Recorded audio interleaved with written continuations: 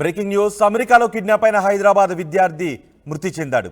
అమెరికాలో నెల రోజుల క్రితం మిస్ అయిన మహమ్మద్ అబ్దుల్ అర్ఫాత్ నెల రోజుల తర్వాత క్లీవ్లాండ్లోని ఓహియోలో ఓ లేక్ దగ్గర అబ్దుల్ డెడ్ బాడీని గుర్తించారు. మార్చి 7 నుంచి కనిపించకుండా పోయాడు మహమ్మద్ అర్ఫాత్ అదృశ్యంపై మార్చి 8న క్లీవ్లాండ్ పోలీసులకు ఫిర్యాదు చేశారు. క్లీవ్లాండ్లోని ఓ డ్రగ్ ముఠాపై అనుమానాలు వ్యక్తం చేశారు. అబ్దుల్ను కిడ్నాప్ చేసి అతని తండ్రికి ఫోన్ చేసి డబ్బు పంపించాలి అని డిమాండ్ చేశారు. అర్ఫాత్ మీ దగ్గర ఉన్నట్టు తండ్రి ఆధారాలు అడగటంతో ఆగ్రహాన్ని వ్యక్తం చేశారు. ఆ తర్వాత కిడ్నాపర్ల నుంచి ఎటువంటి ఫోన్ కాల్ రాలేదు. చివరకు నెల రోజుల తర్వాత అబ్దుల్ మృతదేహం దొరికింది. అబ్దుల్ మృతితో కన్నీరు మున్నీరుగా విలిపిస్తున్నారు తల్లిదండ్రులు. గత ఏడాది మేలో ఎంఎస్ చేయడం కోసం అమెరికా వెళ్లారు. నాచారానికి చెందిన అబ్దుల్ ఓహియోలోని క్లీవ్లాండ్ వర్సిటీలో ఎంఎస్ చదువుతున్నాడు. అబ్దుల్ను కిడ్నాప్ చేసింది డ్రగ్స్ మాఫియా. కిడ్నాప్ విషయాన్ని అబ్దుల్ తల్లిదండ్రులకు ఫోన్ చేసి బెదిరించారు. డబ్బులు కావాలి అని బెదిరించారు.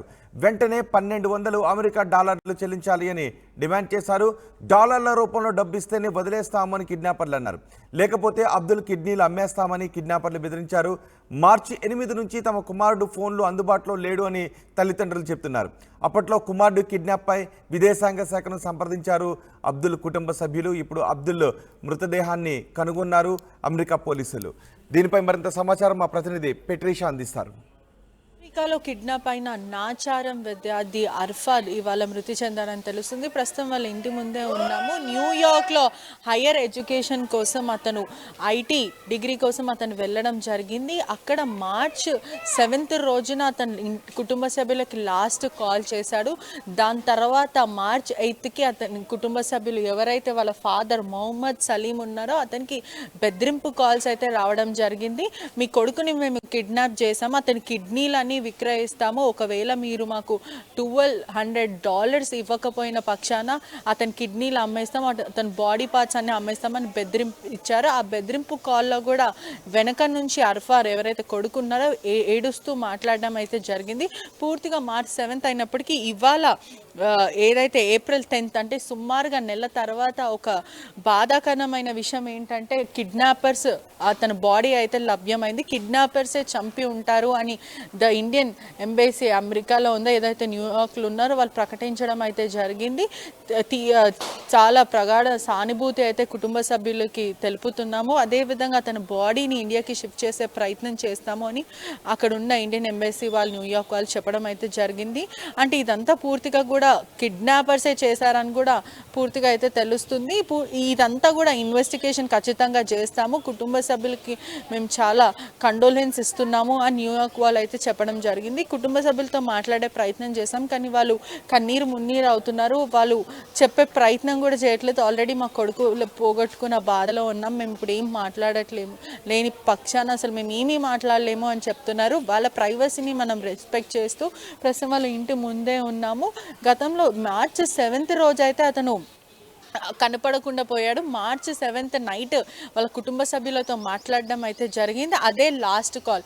దాని తర్వాత వాళ్ళ ఫ్రెండ్ ఎవరైతే అర్ఫా ఫ్రెండ్ ఉన్నాడో ఒక న్యూయార్క్లో అతను క్లీవ్లాండ్లో ఉన్నాడో అతను ఇన్స్టాగ్రామ్లో పోస్ట్ చేయడం జరిగింది అర్ఫా కనిపించట్లేదని. వెంటనే చూసిన వాళ్ళ సిస్టర్ వాళ్ళ ఫాదర్కి చెప్పడం అయితే జరిగింది. March 7 last call. మార్చ్ 8 రోజు క్లీవ్లాండ్ పోలీసులకు న్యూయార్క్లో ఉన్న వాళ్ళ కుటుంబ సభ్యులు ఎవరైతే వీళ్ళు మొహమ్మద్ కుటుంబ సభ్యులు ఉన్నారో వాళ్ళని పోలీస్ స్టేషన్కి పంపించి కంప్లైంట్ ఇవ్వడం అయితే జరిగింది. ఇతనికి వచ్చిన బెదిరింపు ఫోన్ నంబర్ ద్వారా అక్కడ పోలీసులకు ఇవ్వడం జరిగింది. ఆ వెంటనే పోలీసులు లుక్అవుట్ నోటీసులు అయితే జారీ చేశారు. కానీ ఈ రోజు మాత్రం ఏప్రిల్ 10 అంటే నిన్న అతని బాడీ మాత్రం అక్కడ చుట్టుపక్కల అయితే లభ్యమైంది. ఆ బాడీని ఐడెంటిఫై చేయడానికి కూడా అక్కడ ఉన్న ఎవరైతే కిడ్నాపర్స్ ఉన్నారో చాలా ఈజీగా అతని మీద పాస్పోర్ట్ డాక్యుమెంట్స్ అతని బాడీకి టై చేయడం అయితే జరిగింది. బాడీని ఐడెంటిఫై చేసి దానివల్ల వాళ్ళు చాలా ఈజీగా పోలీసులు ఐడెంటిఫై చేశారని అయితే తెలుస్తుంది. బాడీ మీద మొత్తం డాక్యుమెంట్స్ పాస్పోర్ట్స్ అతనికి సంబంధించిన ఆధారాలన్నీ కట్టి పెట్టారంటే అతని బాడీని గుర్తుపట్టడానికి ఇది క్లియర్గా కిడ్నాపర్ చేసిన పని. అంటే డబ్బు కోసం ఆశించారు. కుటుంబ సభ్యుల దగ్గర డబ్బులు లేవు, మేము అంత డబ్బులు చెల్లించలేము అన్న పక్షాన వాళ్ళకి తీవ్రమైన ఆగ్రహం వచ్చి ఇలా చేశారా లేకపోతే ఏంటనేది పూర్తిగా ఇన్వెస్టిగేషన్లో తేలుతుందని చెప్తున్నారు. పోలీసులు అయితే కేసు నమోదు చేసుకొని దర్యాప్తు చేస్తున్నారు. కొద్దిసేపట్లో ఇక్కడ ఉన్న లోకల్ లీడర్స్ వచ్చే అవకాశాలు కూడా ఉన్నాయి. అంటే ముస్లిం కమ్యూనిటీ వాళ్ళు కూడా వచ్చి కండోలెన్స్ చెప్పే అవకాశాలు కూడా ఉన్నాయని తెలుస్తుంది. కుటుంబ సభ్యులు మాత్రం ఏం చెప్పలేని పరిస్థితులు ఉన్నామని అక్కడి నుంచి చెప్పడం జరుగుతుంది. కెమెరామెన్ శివతో పెటిష రిపోర్టింగ్ RTV హైదరాబాద్.